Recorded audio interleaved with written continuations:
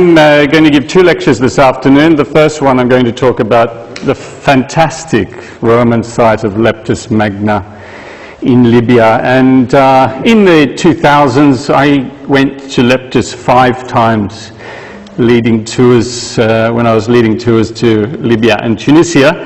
At the moment Libya of course is out of the question, and I shudder to think what's happening to the antiquities in Libya, which were already poorly protected and now must be seriously unprotected and looted, really. So some of the things that I might show you today may no longer exist, since I've been there in the I think 2010 was the last time I went there.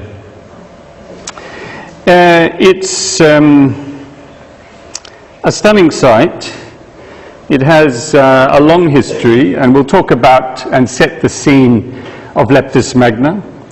But it has the infrastructure, stunning infrastructure of a beautiful Roman provincial town. And it subsequently became an imperial town in the 3rd century AD, when Septimius Severus grabbed power in the Roman Empire. And he was a citizen of Leptis Magna. He had grown up in Leptis, and so subsequently under the Severan dynasty, spectacular new monuments and infrastructure were built at Leptis Magna, which completely transformed it from its old self, including this stunning arch of Septimius Severus. It's a commemorative traffic island, one of the symbolic entrances of Leptis Magna, so we'll talk about that. And amongst that civic architecture that Septimius Severus sponsored in the 3rd century, early 3rd century, was a splendid new basilica for the Roman city. Has to be amongst one of the grandest that you'll find anywhere in the Roman world, because he was really spending imperial money on his hometown and aggrandizing it and making it really a second Rome. Leptis Magna disappeared from history really in the period after the Arab invasions. The Arabs invaded in the mid-7th century, and by that point the population had already largely withered away, and subsequently it was abandoned and disappears from history. So the city was a splendid Roman city that gradually decayed and fell into ruin. And it really comes back to European knowledge in the 17th century, when the popes were looking for material that they could use to aggrandize the Vatican. And they started in the mid-17th century to come to Leptis, and they dragged all the columns to the beach. So these beautiful Roman columns were dragged from various points of the site, lined up on the beach. And when you go to the Vatican today, many of the columns in the Vatican came from Leptis Magna, because it was such a huge quarry of already completed columns.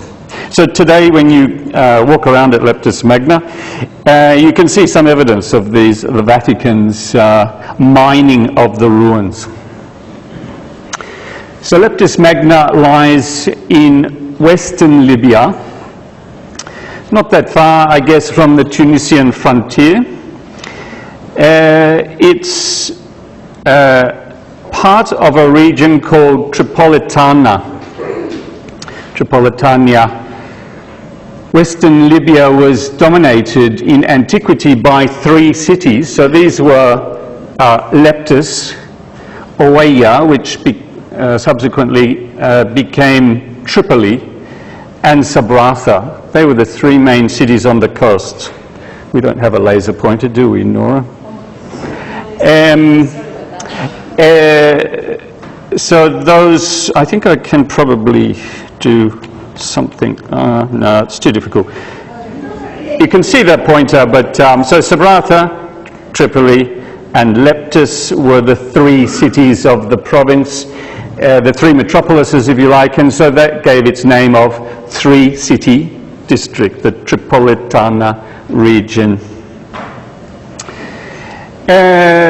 This region was famous for its agriculture, so it was particularly desirable for its wheat. This is one of the ladies who came on a tour who was interested in native plants, sitting in a wheat field. So the value that it had to the Romans was its agricultural products, wheat, but particularly olive oil. So it was a major olive oil production area. Massive groves of olive trees developed in the Roman period. It became a significant metropolis with a large population, probably some tens of thousands. What's interesting about Leptis Magna is that only a tiny proportion of the city has really been excavated. Archaeology in the 30s, 40s and 50s, a lot of it by British archaeologists, exposed the major civic monuments and temples, and virtually not a single house from Leptis Magna has been excavated. So virtually no mosaics are known from Leptis Magna, but we know if you remove the sand, the drift sand that came and covered the site in medieval times, you would find certainly intact houses and particularly mosaics. Leptis Magna started its history as a Phoenician colony. Originally it was a trading entrepot on the route from Phoenicia, which is modern Lebanon. Okay. The Phoenicians travelled along the North African coast. They were looking for natural products. They established anchorages where they could, and Leptis had a good location for an anchorage. It had offshore islands, and that's what the Phoenicians were particularly interested in. They liked to rest their boats in the lee of offshore islands where they could have protection from the weather. So it was originally established as a small trading stop-off point along the North African coast for the trade routes heading to Carthage and through the Straits of Gibraltar out into the Atlantic. The Phoenicians were trading as far away as Cornwall, where they were interested in the tin reserves. So this is the entrance to the Roman harbour. It's subsequently sanded up since Roman times, but this provided the original natural inlet of the Wadi Lebda, the stream that came down and flowed into the Mediterranean. That's where boats could find safe anchorage. This is a close-up plan of the town, and I've given you this plan in your handout, if you want to have a, I believe. So, I think I did. So we're going to have a look at the evolution now of the town and just see how the town came to be, how it developed over the centuries into what is really one of the grandest sites of the Roman world. I think there are very few sites, even Rome itself, that to have such spectacular sites. So I'm going to talk first about the old Phoenician heart of the town, which was here. And that's because Phoenician ships would pull up here and here, what became the Roman harbour. Archaeologists have, the British archaeologists who were working here in the 30s to 50s, dug down through the Roman, the old Roman Forum. They actually found 4 archaeological stratum belonging to the pre-Roman period. So the earliest layer is of the 6th century BC. It's the time of the Phoenician colony being established. very limited excavation trenches have been found, have been used to expose that material. So I can't show you a plan of Phoenician city of Lebda, as it was then called, but we do have an inkling of its history. So the city was certainly established by the 6th century, and it was in its later phase, particularly after North Africa became part of the Empire of Carthage in the 6th century. Some quite sophisticated houses were built and public civic spaces were built in the Phoenician style. This plan shows you the development of Leptis from its original Phoenician establishment to its 3rd century at its greatest. If we hone in on the Phoenician material, you have this some evidence of the small settlement located near the subsequent Old Forum, and the offshore islands, which would later make up the Roman harbour, offered protection to innumerable ships that would have sailed across the top of the North African coast to Spain and beyond.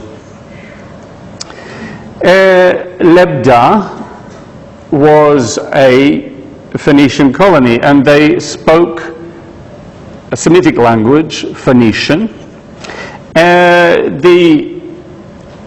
The city of Lebda really came under Roman control after the Second Punic War in the late 3rd century, and certainly by the mid-2nd century, when we have the 3rd Punic War, this whole area is under Roman control for the rest of the Roman Republic. The citizens were all Punic-speaking people. The thin overlay of Latin-speaking Roman was virtually amounted to nothing.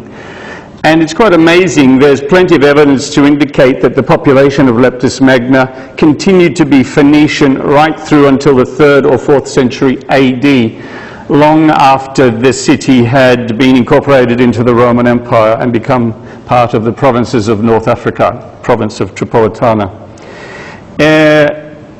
So the ethnic makeup of Leptis was entirely Phoenician.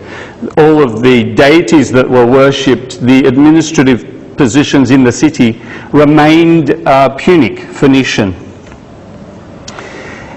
The city really takes off and develops in the time of Augustus. So the monuments I'm about to show you are a sudden period of aggrandizement of the city. So although the city had been under Roman control firmly for 150 years, it's in this period, 8 BC onwards, that Leptis becomes a metropolis.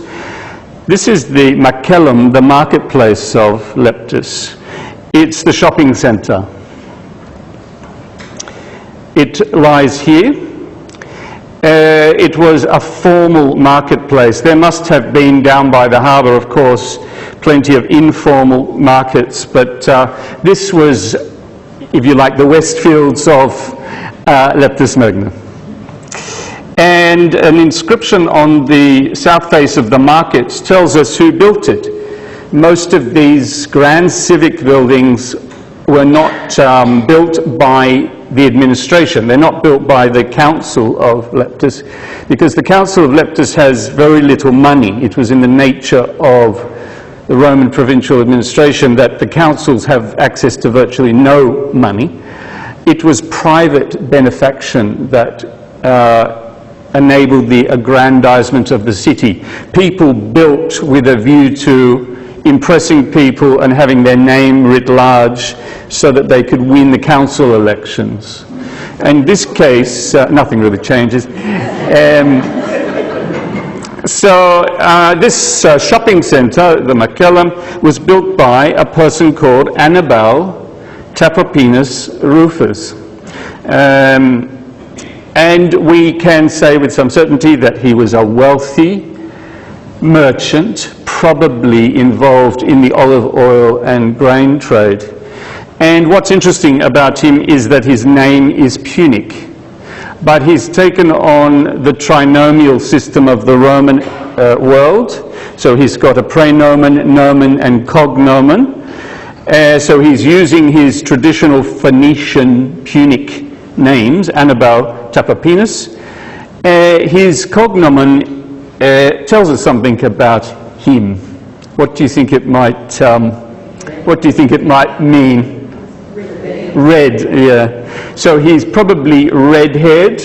That's Rufus is a very common name. As you came out of your mother's womb, they looked at you and gave you a cognomen. So Caesar means curly-haired, and Agrippa means breech birth. He came out the wrong way. So the cognomen often tells you about strange things, what you look like, how you came into the world, perhaps your character. Yeah, so Caesar just means curly. It came to mean something different later. It's a stunning piece of civic architecture. Okay, so what you have is a colonnaded court with pavilions in the centre. And the pavilions, originally roofed, would have been places where commodities were sold. People milled around in the courtyard, and they went up to the windows of the pavilions to buy things. And what's interesting about the shopping centre is that some of the original decorated tables that people laid out their wares are still there, and they're decorated with dolphins. So probably the fishmonger's table. The other thing that's very interesting about the Macellum of Leptis Magna is a stone was set up as the standard of measurement. And in this case, because Leptis Magna, due to its location and connections with the Ptolemaic Egyptian world and the Roman and Greek world and the Phoenician world, you could take your linen up. If you had gone and bought linen and you'd bought 10 cubits, you could take it up to the standard and just make sure you hadn't been ripped off. So this is a Ptolemaic cubit at the top, a Roman foot, and a Punic cubit. So mostly they would have used the Punic cubit, but sometimes, obviously, the Ptolemaic cubit, slightly different, slightly shorter length. That's 51.5 centimetres is a Ptolemaic cubit. So it's quite interesting to see the standard that you could assess your product by. You could also buy commodities from this table, and the shop owner would insert a wooden board in that slot and fill the cavities with the commodity that you're buying. So that's one measure, an olpe.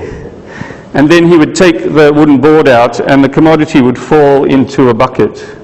So you were getting standard measures of the things you were buying, whatever they might have been. It was a standard measure. You weren't being ripped off by buckets that was, designed to rip you off. In this period, so in the period of Augustus, a grand new forum was built which aggrandized the town near the harbour area. The person who tells us that he paid the money for this is Gnaeus Calpurnius Piso, a purely Latin person. So he's paving the whole square, making it very civilized, but he's, if you like, cutting off the old Phoenician town. The old Phoenician town was completely demolished and covered by new paving. Sounds very modern, doesn't it? So that's the old forum in the centre there.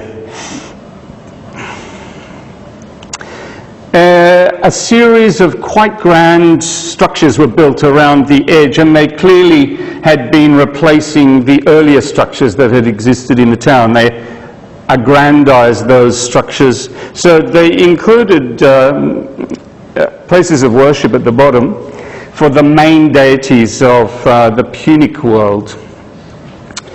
And we'll see some remains of those. So it's possible to walk around the old forum and see the ruins of the temple of Liber Pater. Liber Pater was it's the Roman name for a deity of agriculture. So he would have had a Phoenician counterpart. The god who is responsible for your prosperity, because the prosperity of Leptis Magna is all about olive oil, grain, those sort of things. So Liber Pater is worshipped.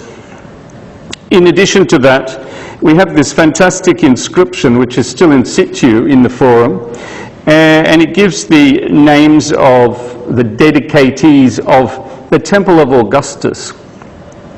They are Baliathon and Bod Melkart, very Punic names. So these are more Phoenician, Punic-speaking noblemen. They are the suffets. They are the consuls or duovirs of the town. So they're the mayors of Leptis Magna at this time. And they've aggrandized themselves by erecting an inscription which originally had metal letters inserted into the face of the monument. Those metal letters have all been ripped out, just leaving the cavity where the metal letters were. And quite interesting, at the bottom they've given a précis in Punic, in Phoenician. So they are speaking Punic, and Punic is written from right to left. So there's a précis of their names and who they were. You can see at the bottom there. So we tend to think of the defeat of Carthage and the destruction of Carthage in the Third Punic War and the imposition of Roman control as wiping out Punic culture, but it's not the case. These people are Phoenicians, Punic speaking people, and they're still living in Leptis. These two are building a temple to the divine genius of Augustus, and the temple of Augustus and Roma at Leptis has one of the best collections of imperial cult statues that survive from ancient world. You have this fantastic statue of Augustus, a stunning statue of Roma. These are all colossal statues in the order of 6 to 8 meters high. They were originally, however, acroliths, where you are composing a statue out of its component pieces. Just the arms, head and feet would have been of solid stone, and the rest of the body would have been a wooden framework covered in plaster, which was painted. So Roma would have had originally her whole body represented. It doesn't survive. So what we have left are elements of the head. And amongst the finds, many members of the Julio-Claudian family, including Claudius, who was represented as Jupiter in the temple of the divine geniuses of the emperor. And the third temple in the Old Forum is the temple of Melkart, a Punic deity very closely associated with and probably the inspiration for Heracles. The Greeks often got their whole concepts of myth from the Phoenician world, and Melkart is the origins of Heracles. So he's a warrior god appearing frequently in the Punic world. A new curia was built in the Old Forum. That's the town council chamber. It consists of a series of opposing seats. The 100 delegates who made up the town council would have brought their own seat. You brought your own seat. You unfolded it, and you sat and you discussed the matters of the council. So this is where they met in this period. So that's the broad square of the old forum. In addition to the curia, the town council, there was also a basilica, number 3 at the top, and other temples. So quite a grand new civic heart for the city. They're really making a statement: we are part of the Roman world. We want to be as good as every other settlement in North Africa. So at this point in time too, in this period around 2 BC, 1 BC, a new theatre is erected at Leptis Magna. They really have pretensions to being part of the Greco-Roman world. They want to have a grand theatre using imported marbles to decorate it with. And it's a stunning civic complex. You have the theatre itself and its sine frons, the backdrop of the theatre. And in addition to that, there's a colonnaded square next to the theatre where people could mill about and wait for the performance, in addition to a small temple to Augustus. So again, this is a sponsored work by Annibal Rufus, Mr. Redhead. And he's left inscriptions everywhere saying, "Remember me at the next town council election. I built you the theatre." So just keep that in mind. I'm looking after you. So, yes, pork barreling is nothing new. So it's a very grand civic building of a very high quality work. It indicates the extreme wealth of Annibal Rufus, that he is importing luxurious marbles from elsewhere in the Roman world. So it can fit in the order of some 5,000. We should think of the Roman theatre, of course, as a major source of entertainment. People went to the theatre regularly, but they didn't go to see highbrow plays being performed as a general rule. They went to see slapstick, they went to see comedy, mime quite often, and usually quite rude, crude and naughty mime, usually the type of theatre that's making fun of politicians and their wives. So you would have gone regularly to see stock characters doing silly things and making references to the current political situation. Very stunning stage and theatre backdrop. There were boxes for the elite as well, and dedicatory inscription, and you can see the Phoenician version there of the dedicatory inscription, because a large percentage of in fact, a very large percentage of the population were ethnically Punic. Okay, so they're aping their Roman rulers in building these kind of structures.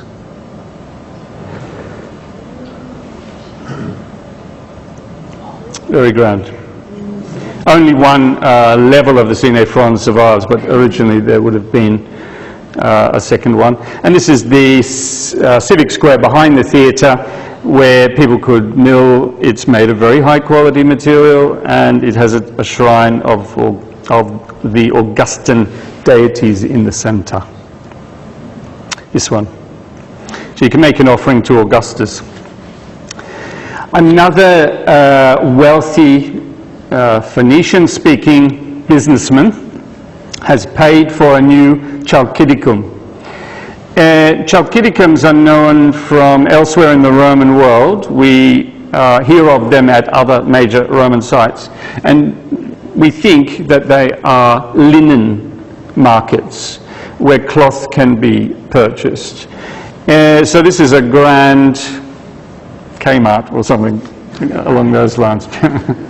Okay, so again, it's located here next to the theatre, the Chalkidicum of Idibal Cafada Aemilius. So he's taken on the cognomen of Aemilius, probably indicating that he once was a slave and is now a freedman. So quite often slaves took on the cognomen of their masters. So he probably was an Aemilius freedman. So it's, again, a very impressive piece of civic architecture designed to impress people. It was Leptis Magna was a major market town where all sorts of products are being traded around the Mediterranean, and obviously cloth and linen, a major source of income. So on the streetscape, on the Decimanus Maximus, the main east-west road through the centre of Leptis Magna, you have this grand staircase leading you up into the market. And very, very high quality, desirable marble for the colonnade that has come from Greece. So can you imagine commissioning, I want 100 fine columns to be quarried in Greece and sent to Leptis. So that's an indication of his wealth. And that's the original shrine place that he incorporated in the markets to curry favour with the Julio-Claudian dynasty, a shrine to Augustus. So the Decimanus Maximus, the main road that led down to the port, was aggrandized with a couple of arches. This one was built in the reign of Trajan. All right, so the very beginning of the 2nd century.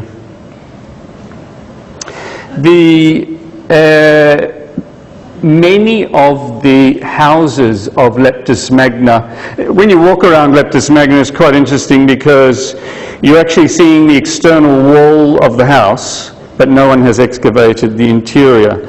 So you often know exactly where the houses are, and somebody needs to excavate out the interior. So as you walk down the Decimanus, many of the houses are decorated with a fascinus. A fascinus is a phallic, apotropaic emblem to keep evil away. So in this case, a phallus is a symbol of good luck. You often had a phallic symbol on the outside of your house to keep the evil eye away. And in this case, the evil eye is being poked. This phallus has a phallus. And it's also being attacked by a crab. So this person had crabs and was poked in the eye. So this is a way to defeat any kind of malign force that might be thinking of entering the house. It's a way of deterring evil from the residents. Let's face it, in antiquity and today, having a phallus is a symbol of good luck. Yeah, that's how the Romans saw it anyway. In the reign of Nero, a new amphitheatre was created for Leptis Magna. It was constructed in the old quarries of the city, just to the east of the city, and this really indicates that the city has wealth. We don't know the name of the builder. It's down here at the bottom. But they've certainly constructed an extremely expensive and grand venue for gladiatorial combat. They've built a very fine stone amphitheatre with stone seating, and it has 6 cells for animals around the edge. So a cage can be lifted and the animal can leap out. So, very impressive piece of civic architecture from this period. We know that in North Africa in particular, that the citizens of North Africa often preferred to see, they like to see gladiatorial combat, they like to see people kill each other, but they much more preferred to see someone fighting a wild animal. It was the Venatores. So they many of the mosaics of North Africa, where they represent action in the arena, they're actually often representing a person fighting an animal. So this mosaic comes from a little bit along the coast, which we'll talk about later this afternoon. But it probably, this mosaic was probably representing activities that were taking place at Leptis Magna, the nearest amphitheatre to Zliten, where this mosaic comes from. Just a bit of execution of criminals, which usually took place at lunchtime. So that's what we see represented there. So it's, these sort of activities would have been taking place in the amphitheatre of Leptis. Hadrian came on one of his journeys, his first journey. Hadrian came through Europe, Spain, and through North Africa, and he visited Leptis Magna, and at this period, as was typical in association with his visit, new bath complex was built in the city. Wherever he went, the engineers that came with him constructed a bath complex to bring civilization to the outer part of the provinces. So they would be designing aqueducts, improving access to water, and building civic public bathing facilities for the community. And the Hadrianic baths at Leptis are very grand. They're amongst the largest in the Roman world. The only larger ones really are in Rome itself and in Carthage. So that's pretty telling for the investment. So that's the Hadrianic bath complex there. It lies near the main water source, the Wadi Lebda, which is gets most of its water in the winter. So they have constructed a massive sporting complex in association with the baths, a massive palaestra where you can do gymnastic training and exercise. And the bath complex itself, amongst the most elaborate and grand in the Roman world. A huge natatio is a cold water outdoor pool, a frigidarium, a cold water indoor pool complex, a warm water tepidarium and hot caldarium, together with steam rooms. It was really an example of Roman civic construction at its height. This is the natatio, the cold water outdoor pool, very grand. I mean, to have these facilities constructed for the local citizens. They've used the best quality marble for lining all of these pools, lining the walls of the pools and the internal spaces, and spectacular vaulted ceilings for the frigidarium, just massive spaces. This is some of the cool water pools of the frigidarium. Very beautiful, and thankfully it's still preserved, quite a lot of its marble lining. And that just gives you a sense of, that's the start of the vault. So the original roof of the frigidarium would originally have sprung from the top of that column, just to give you an impression of how large a piece of architecture we are talking about. The tepidarium, the warm water baths, and warm water came out of that nozzle, and in the caldarium, hot water pools where you could laze around. With hot, steamy sudatorium, with hot air being piped up the walls to really produce a sauna-like effect. So some of those original piped linings and suspensori on which a floor was held, hot air was pumped underneath. So very grand example. And not to be forgotten, the public lavs. Romans went to the toilets in a public situation. And in this case, the Hadrianic bath has a large public lavatory. Water would be running underneath the seat, and water ran also in the cavity in front of your feet, because the Romans would use a bucket of vinegar, a sponge attached to a stick, and they would wipe their backside with that sponge and vinegar. Can you imagine applying vinegar to your backside? And then they would wash the sponge in that channel of water that's flowing at their feet, then put it back in the bucket for the next person. Quite civilized in comparison to the alternative. The Romans often spent quite a long time on the toilet. They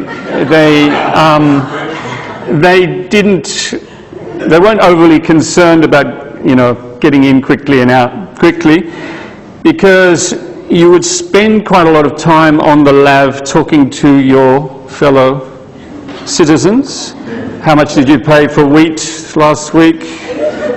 Do you want to buy some of my cloth? So that sort of thing would be discussion taking place on the lav. Yeah. So on cold winter mornings, you would send a slave ahead to warm the seat.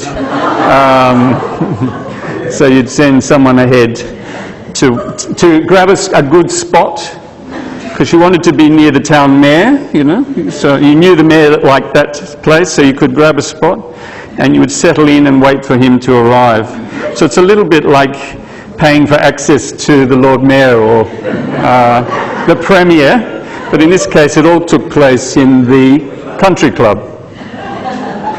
The baths were amazingly well decorated. They had incredibly lavish decoration in the form of sculpture, and some of that survives and is now in the Tripoli Museum, hopefully still. This amazing statue of Antinous, the companion of Hadrian. A copy of the Diadumenos of Polykleitos, a very famous late classical Greek sculpture. So they are commissioning these statues and decorating the baths with these works of art. Leptis Magna, also slightly later than Hadrian, probably Antinous, acquired a circus. A circus was designed for horse racing, chariot racing. It was connected to the Amphitheatre by a bridge. And considering its location, it's moderately well preserved. You can still see the original stone seating. There was 11 rows of seats to watch the circus race. These were quadriga races. So this is the Caceres at the bottom. They're the starting gates. And you would drive 4-horse chariots, usually 7 times around the circuit. So in the centre was the spina. That's the spina of the circus of Leptis Magna. 7 times around. The winner, of course, the last man standing. And this circus might actually be the one represented on this mosaic, which decorated a villa not so far from Leptis Magna. You can see the spina in the middle and the 4-horse chariots going anti-clockwise around. Leptis Magna was completely transformed in the early 3rd century. So we're talking the period from 193 to 220, during the reign of Septimius Severus and his son Caracalla. They were Punic-speaking residents of Leptis Magna, and they made a grab for power at the death of Commodus, took control of the Roman world, and having established themselves in Rome as emperors, they undertook to aggrandize Leptis very much. He's a fascinating character. If you were to, there's a few biographies of Septimius Severus, well worth reading about him. He's mainly aggrandizing and giving a new civic heart to Leptis. He's building a massive new forum square. The forum is the marketplace, and a new basilica.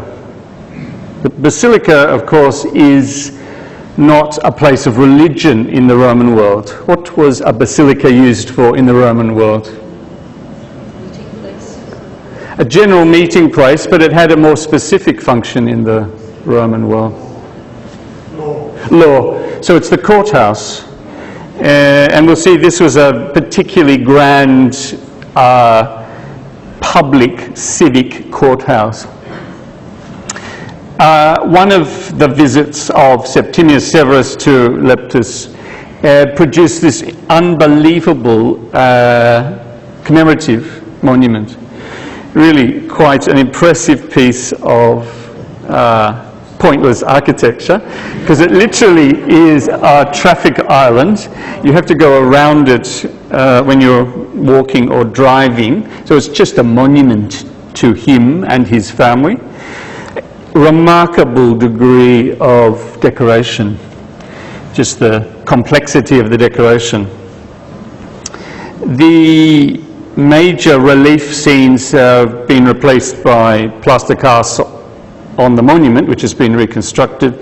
The originals are in the Tripoli Museum, and they show Septimius Severus and his family in historical scenes. In this case, Septimius Severus, who famously has a double-pointed beard. You can usually recognize his statue. He's shaking hands with his son Caracalla to the left, and the second son, Gita, appears between them. This is meant to show happy family, and up above you've got Tyche Fortuna, the god of fortune, smiling down on them. Unfortunately, at the death of Septimius Severus, Caracalla murdered his brother Gita quite quickly to cement his control. So this was a wish fulfillment that didn't come true on the part of Septimius Severus. Here he is entering the city with his two sons in a quadriga, a four-horse chariot, and the arches or the spaces in the arch, in the corners of the arch, are decorated with these fantastic Nike statues. The goddess Victory is bringing the palm of victory, and you've got these wonderful wet linen, wet t-shirt look. Yeah. Really exquisite examples of that style. So it's quite an impressive piece of civic architecture. This is the new forum that he built, and what he's building, he's really looking to the Forum of Trajan. If you've been to Rome, you've been to the Forum, you might have walked in the Forum of Trajan and seen the Basilica Ulpia there. Septimius Severus is reconstructing it at his hometown, Leptis Magna. A massive open square for shopping, a very grand temple built in the style of Augustus. He's creating a temple to the divine genius of the Severan family, as Augustus really created and Caesar had created in their forums and the basilica.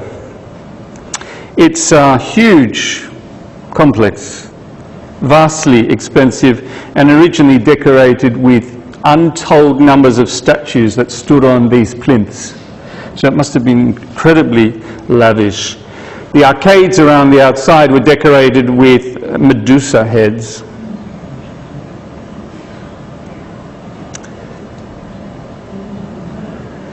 So really, and that's the Severan temple. There are the stairs rising up to it. Originally it was built with the finest Egyptian red granite as the surrounding colonnade, but you'd have to look to the Vatican today if you wanted to locate those columns. That was the Severan temple. Just huge architecture surviving untouched through the centuries. It's quite amazing. It's the basilica, however, that really takes the cake for a grand Roman civic structure. This was the law court. The Romans loved going to the basilica to hear gossip. It was an entertainment to go and listen to the court cases, a little bit like we have today. You go to hear the most famous court cases being decided, what's going to be the decision. So it's big enough to house large crowds who are going to listen to the judge make his assessment. It could also be used for general, all sorts of other business reasons, for meetings as well. It's all Egyptian, imported red granite. Amazing. And that's what it would originally have been looked like. It would originally have been roofed, and the judge would have sat at the apse at the end and held court there. He would have sat on a curule seat and given his judgment in all sorts of cases. The decoration itself was incredibly lavish. The colonnades, these pilasters at the ends of the colonnades, were decorated with scenes of Heracles and Liber Pater, the Roman version of Dionysus, the two patron deities of Leptis Magna. I shudder to think what's happened to those pilasters. They were already being attacked. I could see them being attacked over the years as I visited the site, and probably they don't survive. Or some rich American's got it in his pool room or something. But they're amazing examples of 3rd century Roman sculpture. You've got the story of Heracles in all its detail, represented in very fine raised relief. Very spectacular. Subsequently, the basilica became, or would become, a Christian basilica. Christian church was reused, and a baptismal font would be added in the 5th century. The whole road leading up from the harbour beside the forum and the basilica was aggrandised. Huge amount of effort involved. So they're really making it a civic heart. An enormous nymphaeum, or water fountain, was built for the citizens. So it's basically just a massive facade with water pouring out of pipes, and you could gather water there. But it was the aggrandizement of the harbour which was a real transformation.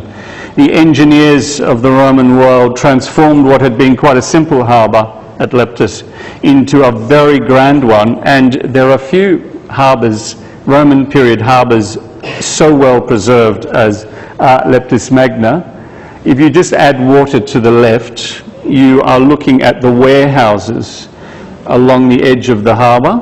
Quite incredible preservation. There's a massive series of them.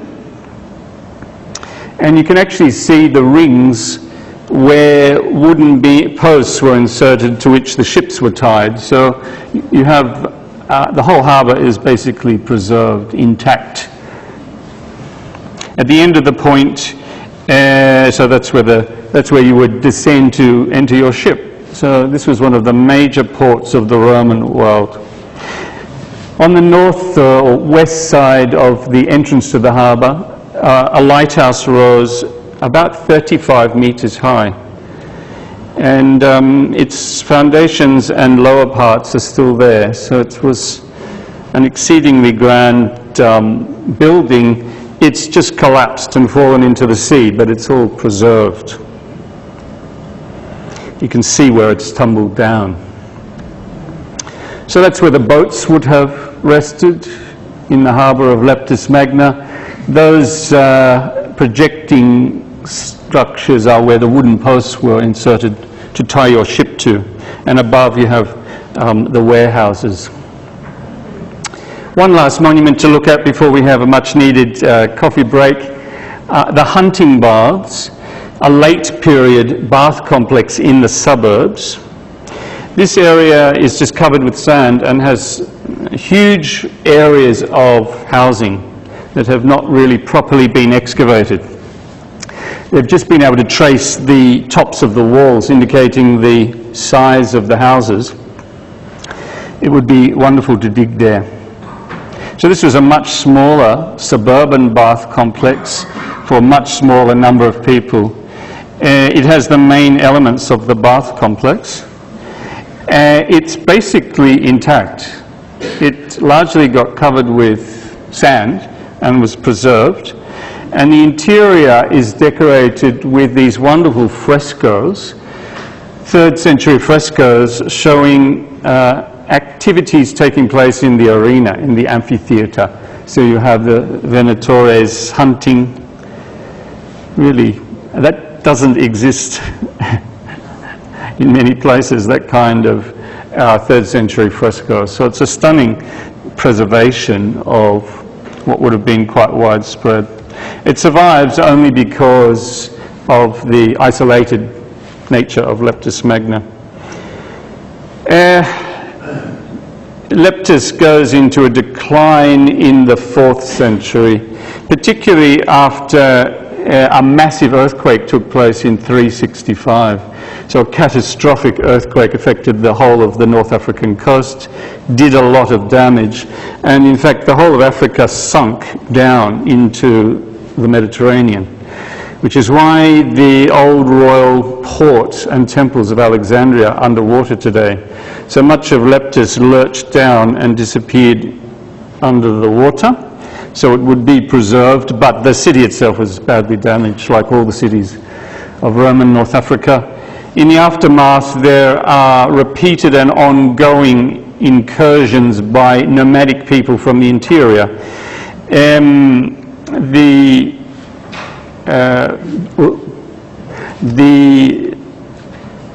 Limes Tripolitana, the Roman frontier between the civilized agricultural world and the interior, was always rather superficial. It consisted of a series of forts, no wall.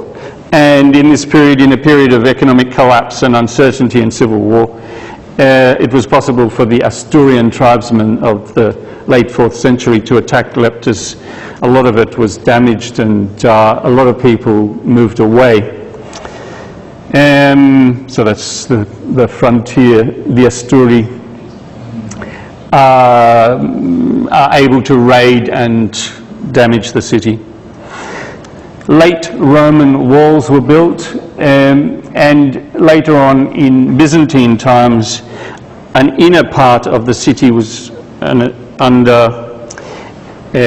the reign of Justinian, was fortified by the construction, by robbing the ruined antiquities and building that massive fortification wall just around the central part of the city to try to protect the interior. So that's the Byzantine wall. They had abandoned the rest of the city in the 6th century.